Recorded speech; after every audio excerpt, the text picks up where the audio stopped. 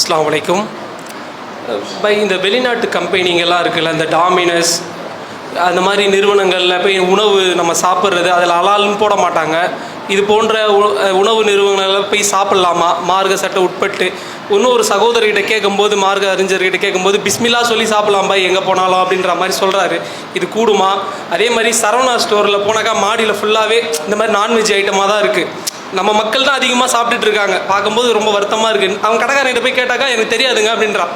இந்த மாதிரி விஷயங்களை கொஞ்சம் தெளிவுபடுத்தினீங்கன்னா மக்கள் பார்க்குறவங்களுக்கும் கொஞ்சம் யூஸ்ஃபுல்லாக இருக்கும். அசைவ உணவுகளை பொறுத்த வரைக்கும் அதில் அல்லாஹுடைய பெயர் கூறப்பட்டு ஹலாலான முறையில் இஸ்லாம் காட்டி தந்த அடிப்படையில் அறுக்கப்படக்கூடிய அந்த பிராணிகளின் இறைச்சிகளைத்தான் நம்ம உண்ணணும் அப்படிங்கிறது மார்க்க சட்டம். ஆனால் இன்றைக்கு எங்கு பார்த்தாலும் திரும்பக்கூடிய இடமெல்லாம் இறைச்சி கடைகள் வந்துருச்சு. அதுலேயும் குறிப்பாக கார்பரேட் இறைச்சி கடைகளாக மெக்டொனால்ட்ஸு, KFCன்னு பல இறைச்சி கடைகள் வந்துருச்சு. அப்போ அங்கே எல்லாம் போய் இறைச்சிகளை சாப்பிட்றாங்களே, இது சரியா?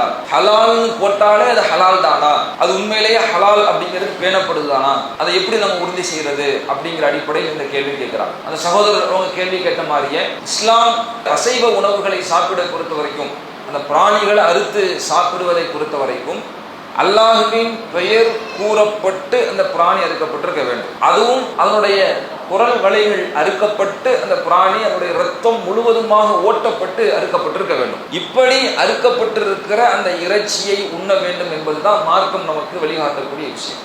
இது அல்லாத வகையில் அறுக்கப்பட்டிருக்கிற பிராணிகளாக இருந்தால் அவற்றின் இறைச்சிகளை நாம் உண்ணக்கூடாது. இதில் மார்க்கத்தில் எந்த விதமான காம்ப்ரமைஸும் கிடையாது. கிளியராக தெளிவாகத்தான் நமக்கு சொல்லி தரப்பட்டிருக்கு. இப்போ நாம் கண்ணுக்கு முன்னாடி லோக்கல் கடைக்கு போகிறோம், பிஸ்மில்லா சொல்லி இருக்கிறாங்க, இஸ்லாம் சொன்ன முறையில் இருக்கிறாங்க, பார்க்குறோம், வாங்குகிறோம், வரணும், சாப்பிட்றோம், ஓகே. ஆனால் நம்ம வெளியூர்களுக்கு பயணம் போகிறோம் அல்லது நம்முடைய ஊர்லேயே நம்ம ஏதோ ஒரு ஹோட்டலுக்கு சாப்பிட போகிறோம். அந்த ஹோட்டலில் பார்த்தீங்கன்னா ஹலால்னு பேனரில் போட்டு வச்சுருக்கிறாங்க.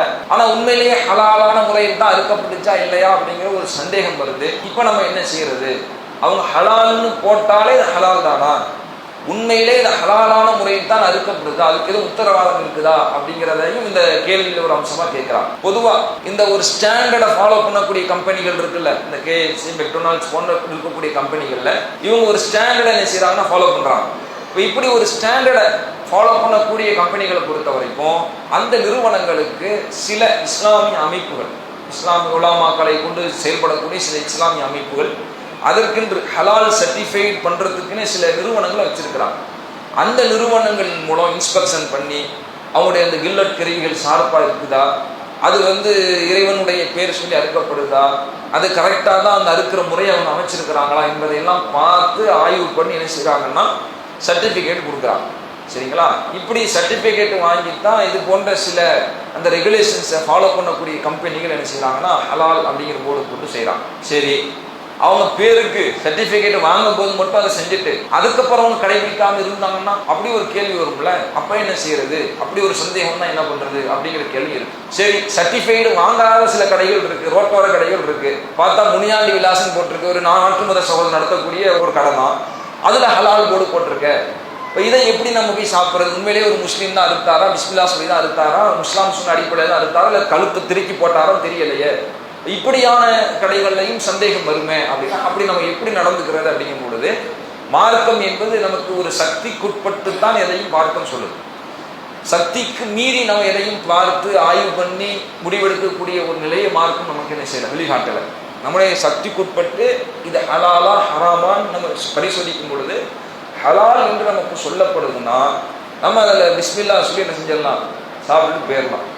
இல்லை எனக்கு சந்தேகமே இருக்கு என்று இருந்தாலும் கூட, இல்லை அறுக்காமல் இருந்துட்டாங்கன்னா, பிஸ்மில்லா சொல்லாமல் இருந்துட்டாங்கன்னா அப்படிங்கிற டவுட் இருந்தாலும் கூட அதற்கும் அல்லாஹ்வுடைய தூதரும் ஒரு வழிகாட்டுதலை சொல்றாங்க.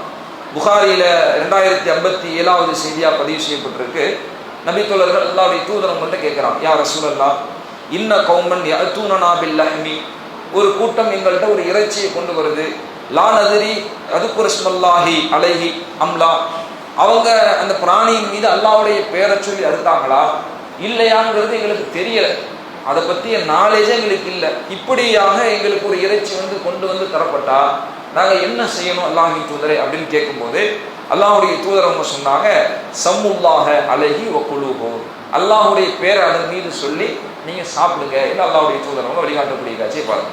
உங்களுக்கு டவுட்டாக இருக்குது, பிஸ்மில்லா சொன்னாங்களா சொல்லலையா, இஸ்லாம் சொன்ன அடிப்படையில் அறுத்தாங்களா இல்லையாங்கிற ஒரு டவுட் வந்துச்சுன்னா ரொம்ப போட்டு குழம்பிக்கிட்டு இருக்காதீங்க. பிஸ்மில்லா சொல்லுங்க, சாப்பிடுங்க, சாப்டரை க்ளோஸ் பண்ணுங்க, அல்லாஹ்வுடைய தூதரவங்க வழிகாட்டக்கூடிய விஷயத்தை பார்க்கணும். அப்போ நமக்கு டவுட்டாக இருக்குது, உறுதியாக தெரியலை என்ற நிலை இருக்குன்னு சொன்னால் நம்ம பிஸ்மில்லா சொல்லி என்ன செஞ்சிடலாம், சாப்பிட்டு போயிடலாம். இல்லை தெளிவாக தெரியுது, பேனர் ஹலாலு, என்ன பாய் ஹலால்னு போட்டிருக்கீங்க, ஹலாலா ஓனர்கிட்ட சொல்லிக்காதீங்க, சும்மா முஸ்லீம்லாம் வரணுன்றதுக்காண்டி ஹலால் போட்டிருக்கிறாரு, ஓனர்கிட்ட சொல்லிடாதீங்க, நம்ம வேலைக்கு பந்தம் ஆகிடும். இப்படி நமக்கு என்ன செய்யுது, தகவல் வருது. இப்போ ஹலால்னு பேனரில் போட்டிருந்தாலும் நம்ம சாப்பிட முடியுமா, சாப்பிட முடியாது. அவனுக்கு தெளிவாயிடுச்சு. தெளிவாக அவங்க என்ன செய்யலை, ஹலால் அடிப்படையில் செய்யலைன்னு தெளிவாகும் பொழுது அப்போ அறவே நம்ம என்ன செஞ்சுக்கணும், ஹலால் போர்டு போட்டிருந்தாலும் தவிர்த்துக்கணும். நமக்கு தெரியல, அவங்க சொல்கிறாங்க, அவங்க என்ன செய்கிறாங்க, ஆமாம் இது ஹலால் தாங்க, நாங்கள் ஹலாலாக தான் செய்வோம் பண்ணுறோம், ஒரு முஸ்லீமை தான் வச்சு அறுக்கிறோம், அவங்க பிஸ்மில்லா சொல்லி தான் அறுக்கிறாங்க, இஸ்லாம் சொன்ன முறையில் தான் அறுக்கிறாங்கன்னு நமக்கு சொல்லப்பட்டுச்சுன்னா அதை மீறி நம்ம போய் ஆய்வு செய்ய வேண்டிய ஒரு நிலை இல்லை. அது நமக்கு சக்திக்கு மீறிய ஒரு செயலாக போயிடுங்கிறதுனால அப்புறம் நம்ம பிஸ்மில்லா சொல்லி சாப்பிட்டு செஞ்சிடலாம், போயிடலாம். இல்லை அதை தாண்டி எனக்கு உறுத்தலாக இருக்குது, இல்லை இருந்தாலும் ஒரு மனம் என்ன செய்யுது, ஒரு நெருடலாக இருக்குது, எனக்கு ஒரு குழப்பமாக இருக்குது அப்படின்னா அதுக்கும் அல்லாஹ்வுடைய தூதரவங்க சொல்லிட்டாங்க, ஹலாலுன் பையினும் ஹராமுன் பையின். ஹலால் தெளிவாக இருக்குது, ஹராமும் தெளிவாக இருக்குது. பைனஹுமா முத்தஷப்பிஹா, அந்த ரெண்டுக்கும் மத்தியில் ஒரு குழப்பமான நிலையில் இருக்கக்கூடியவைகளும் சிலர் இருக்கு. அப்படி உங்களில் யாராவது அந்த நிலையை அடைவீங்கன்னா அதுலேருந்து விலகிக்குங்கன்னு அவங்க சொல்கிறாங்க. அப்படி உங்களுக்கு கன்ஃபியூஸாக இருக்குது, ஒரு தெளிவுக்கு நீங்கள் வர முடியலைன்னா அதுலேருந்து நீங்கள் விலகிடுங்க என்று அல்லாஹ்வுடைய தூதரவங்க சொல்கிறாங்க. அப்போ பிஸ்மில்லா சொல்லி சாப்பிடுங்க. இதுக்கு மீறி எனக்கு ஒரு குழப்பமாகவே இருக்குன்னா ஏன் போட்டு சாப்பிட்டுக்கிட்டு விலகிட்டு வீட்டுக்கு கோழி கடையில் போய் ஒரு கோழியை வாங்கி நீங்களே இருந்து சாப்பிட்டு பொரிச்சுன்னு செஞ்சுருங்க, திருப்தியாக செஞ்சிட வேண்டியதான், மாமிசத்தை சாப்பிட வேண்டியதான். அப்போ அந்த அளவுக்கு ஒரு மனக்குழப்பத்துக்கு போகக்கூடிய நிலைக்கு நம்ம தள்ளப்பட வேண்டிய அவசியம் இல்லை. பிஸ்மில்லா சொல்லி சாப்பிட்டு போயிடலாம். இருந்தாலும் எனக்கு நான் ஒரு பேணுதலாக இருக்கணும்னு நீங்கள் நினச்சிங்கன்னா அதையும் தவிர்த்து விட்டு நமக்கு உறுதி செய்யப்பட்ட நிலையில் எது இருக்கிறதோ அதை தேடி செல்வது என்பது ஆரோக்கியமானதாக இருக்கும் அப்படிங்கிறத இதற்கான பதிலாக அல்லாஹு அக்பர், அல்லாஹ்